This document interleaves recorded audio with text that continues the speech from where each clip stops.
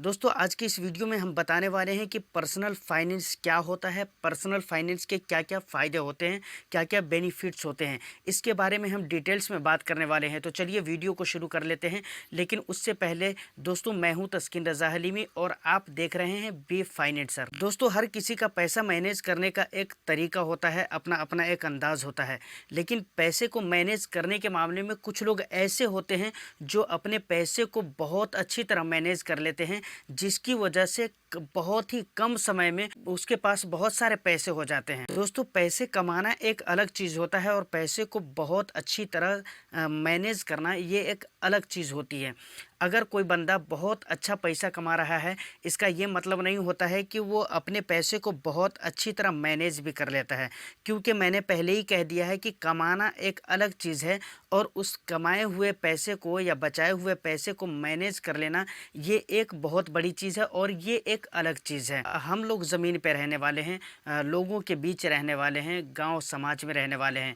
हमने भी देखा है और आपने भी देखा होगा अपनी ज़िंदगी में, कई सारे लोग ऐसे होते हैं जो पैसे कमाते तो बहुत अच्छा है, लेकिन उन्हें अपने पैसे को मैनेज करना नहीं आता। उन्हें अपने पैसे को मैनेज करने के बारे में इतना एजुकेशन नहीं है, इतना नॉलेज नहीं होता है, जिसकी वजह से इंसान कमा तो रहा है बहुत अच्छा, वो कोई जॉब कर रहा है, उसे मंथली बेसिक सैलरी मिल रही हो, या कहीं थोड़ा मोड़ा बिजनेस वगैरह कर रहा हो, या किसी भी तरह मतलब उसके जॉब का जो भी नेचर हो, मतलब फाइनली वो बंदा कमा बहुत अच्छा लेता है, लेकिन उसे पैसा मैनेज करना नहीं आता। तो आपने देखा होगा कि वो कमा तो लेता है, लेकिन महीने के शुरू में उसे सैलरी मिल जाती है और महीने के लास्ट होते होते तक उसके सारे पैसे ख़त्म हो जाते हैं और फिर जाकर वो पहले जैसे उनकी हालत हो जाती है। मतलब कुछ पल के लिए जब पैसा आता है तो उन्हें ऐसा लगता है कि भाई हमारे हालात अच्छे हो गए हैं, हम संभल गए हैं, हमारे लिए अब किसी तरह की परेशानी नहीं है, पैसे की कमी नहीं है। लेकिन जैसे जैसे वक्त गुजरता जाता है, महीने की 30 तारीख आती है, जब तक उसके सारे पैसे ख़त्म हो चुके होते हैं और उससे पहले पहले पैसे की कमी की टेंशन की वजह से वो इंसान परेशान हो जाता है। तो ऐसा क्यों होता है? ये इसका सबसे बड़ा रीज़न जो होता है वो ये होता है कि उन्हें पैसे मैनेज करने का मतलब पर्सनल फाइनेंस का एजुकेशन नहीं होता है। पर्सनल फाइनेंस के अकॉर्डिंग वो अपने काम को नहीं करता है या फिर अपने मनी को मैनेज नहीं कर पाता है, जिसकी वजह से ये दिन उसे देखना पड़ता है। दोस्तों आपके पास आपकी ज़िंदगी में चाहे आपका बचाया हुआ जितना पैसा हो या फिर आप जितना भी कमा लें, लेकिन याद रखें अगर आपको पर्सनल फाइनेंस की नॉलेज नहीं है, अगर इसकी जानकारी नहीं है, तो वास्तविक में आप अपनी ज़िंदगी में आगे की तरफ ग्रो नहीं कर सकते हैं। तो दोस्तों आगे की तरफ ग्रो करने के लिए आपको ज़रूरी है कि आपको अपने पर्सनल फाइनेंस के बारे में जानकारी होना चाहिए।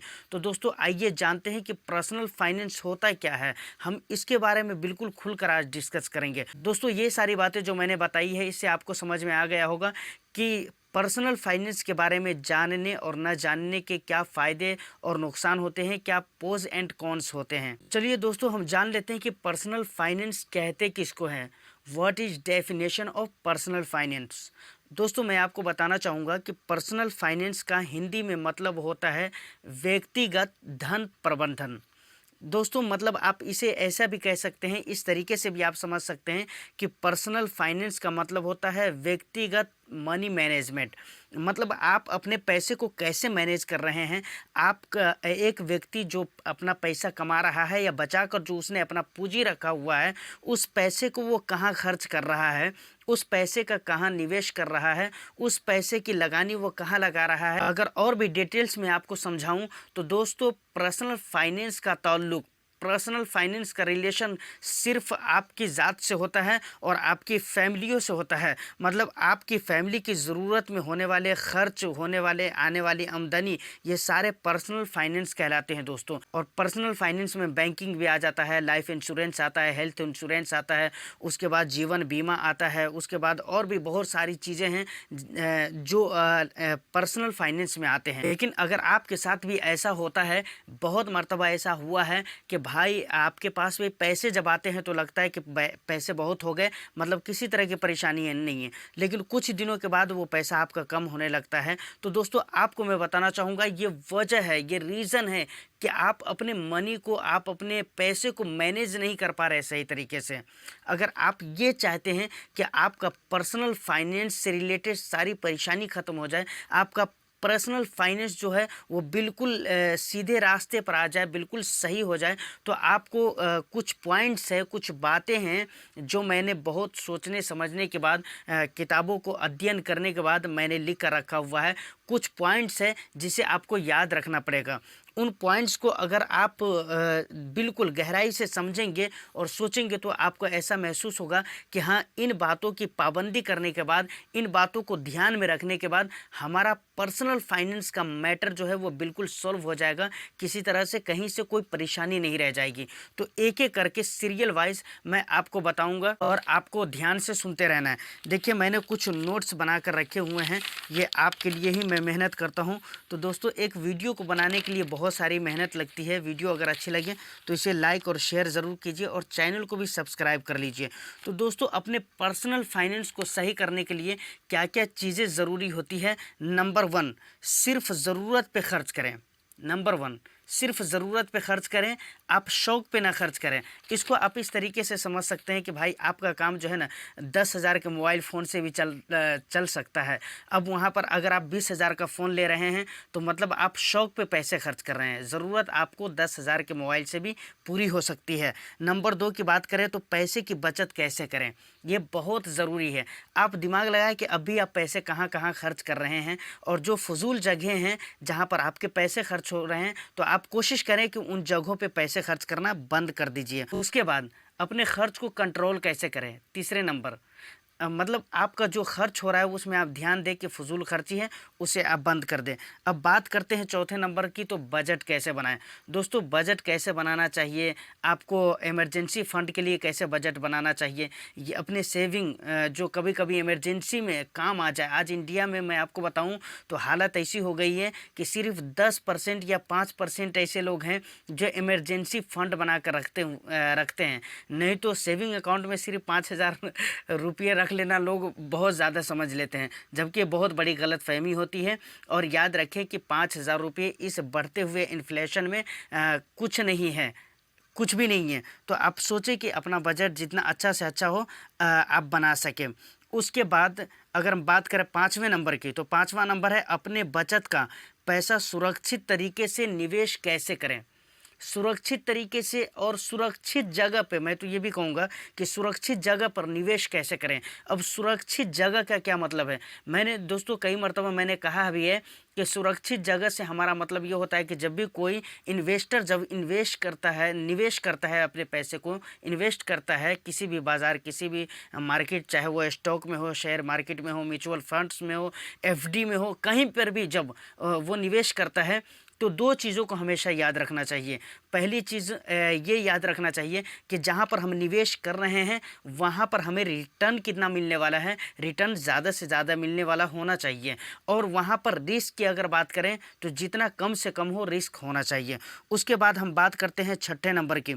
छठे नंबर है इमरजेंसी फ़ंड का व्यवस्था कैसे करें।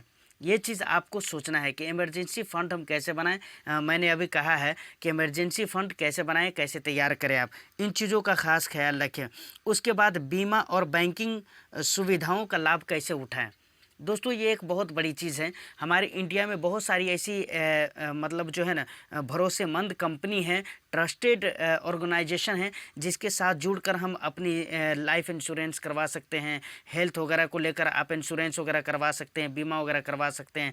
इन चीज़ों को कैसे करवाएं, उसके लिए रास्ता कैसे निकालें, इन चीज़ों पर आपको ध्यान देना चाहिए अपने पर्सनल फाइनेंस को दुरुस्त करने के लिए। उसके बाद बात करते हैं 8वें नंबर की, तो अपने टैक्स की प्लानिंग कैसे करें। अगर आप किसी तरह से सेल्फ एम्प्लॉयड हैं, अगर आपका छोटा मोटा बिजनेस है और जीएसटी नंबर वगैरह अगर आप बिजनेस कर रहे हैं तो ज़्यादातर लोग ये होता है कि जीएसटी नंबर ले ही लेते हैं। अगर आपने भी ले रखा है तो अपने, और टैक्स अगर पे कर रहे हैं, अगर आप टैक्स पेयर हैं तो अपने टैक्स की प्लानिंग कैसे करें, कैसे आप प्लान करें कि आपका टैक्स मतलब बिल्कुल गवर्नमेंट तक के पहुंच जाए और इन फ्यूचर अगर ज़रूरत पड़े तो बिजनेस की दिशा में गवर्नमेंट आगे आपकी मदद भी कर सके। तो दोस्तों इन चीज़ों को भी बहुत तरीके से ख्याल और बहुत ख़ास ख्याल रखने की ज़रूरत होती है। उसके बाद अपने होम लोन, पर्सनल लोन या किसी भी अन्य लोन को कैसे मैनेज करें। मान कर चलिए आपने होम लोन ले रखा है या फिर पर्सनल लोन है या बिजनेस लोन है या एजुकेशन लोन है बच्चों के लिए, तो उसे आप मैनेज कैसे करें। अपने पर्सनल फाइनेंस को सही करने के लिए इस पे भी ख़ास ख्याल रखना बहुत ही ज़रूरी है। अब बात करते हैं लास्ट की, share market, mutual funds, stock में निवेश करके अपने फाइनेंशियल कंडीशन को कैसे अच्छा करें। और ये एक बहुत बड़ी बात है जो हम में से ज़्यादातर लोग इसको इग्नोर करते हैं। बल्कि इग्नोर नहीं, बल्कि मैं तो ये कहूँगा कि इस पॉइंट्स को जहन में रखते ही नहीं हैं, लाते ही नहीं हैं। इंडिया में आज की डेट में भी, जबकि ये एजुकेटेड लोगों का दौर है, आज भी बहुत सारे ऐसे लोग हैं जो ये सोचते हैं कि भाई शेयर मार्केट में पैसे को लगाना, म्यूचुअल फंड्स वगैरह में पैसे को लगाना जैसे जुआ खेलने के बराबर है। देखिए दोस्तों, मैं एक चीज़ हमेशा कहूँगा कि आप जब भी शेयर मार्केट में अगर आप पैसे को लगाते हैं तो सबसे पहले आप कोशिश करें कि उसके बारे में आप जानकारी हासिल करें, अगर आपको जानकारी नहीं है तो। और दूसरी बात, अगर इतना ही डर लगता है तो आप ऐसी जगह पे निवेश करें जहाँ पर रिस्क बिल्कुल कम हो, बिल्कुल कम। और ऐसे भी बहुत सारे प्लान हैं, ऐसे बहुत सारे जो है ना शेयर्स हैं, बहुत सारी कंपनी हैं जो इस तरह, जहाँ पर आप इस तरह से निवेश कर सकते हैं जहाँ पर रिस्क बिल्कुल ज़ीरो होता है। और रिटर्न याद रखिए कि अगर रिस्क ज़ीरो है तो रिटर्न भी आपको उतना हाई फाई नहीं मिल पाएगा, क्योंकि जहाँ पे हाई रिस्क है वहाँ पे रिटर्न भी हाई है। अगर आप चाहते हैं हाई रिटर्न चाहिए आपको, तो आपको हाई रिस्क लेना पड़ेगा। तो दोस्तों ये सारी बातें वो बातें थी जिससे आप अपने पर्सनल फाइनेंस को बिल्कुल सही कर सकते हैं, कंप्लीट कर सकते हैं। और मैं कह सकता हूँ यकीन के साथ कि इन बातों को अगर आप ख्याल में रखेंगे तो यकीनन आपका पर्सनल फाइनेंस बहुत ही अच्छा हो जाएगा और इसका रिज़ल्ट बहुत ही अच्छा आपकी लाइफ में हो जाएगा। और इसकी बदौलत आप अपनी लाइफ में बहुत अच्छा कुछ कर सकते हैं, बहुत चीज़ अचीव कर सकते हैं। तो दोस्तों उम्मीद करता हूँ कि वीडियो अच्छी लगी हो। वीडियो अगर अच्छी लगी है तो वीडियो को लाइक एंड शेयर कर दीजिए, चैनल को सब्सक्राइब कर लीजिए। और दोस्तों मिलते हैं किसी नेक्स्ट वीडियो में। जब तक के लिए थैंक यू सो मच।